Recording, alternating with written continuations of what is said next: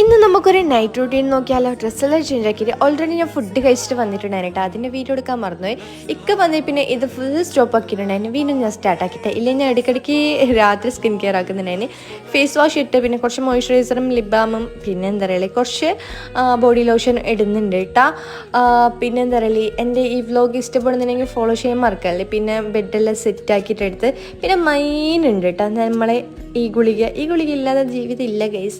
പിന്നെ ഗുളികെല്ലാം കുടിച്ച് ഒരാഴ്ചയൊക്കെ അങ്ങനെയുള്ളൂ കേട്ടോ. അതും കുടിച്ചിട്ടാകുമ്പോഴത്തേക്ക് ഇതാ നമ്മളെ ചെക്കനെ എത്തിയിട്ടാണ്. പിന്നെ കുറച്ച് നേരം ഓൻ്റെയൊക്കെ കളിച്ച് പിന്നെ ഓൻ്റെ സ്കിൻ കെയർ എല്ലാം ഉണ്ട്.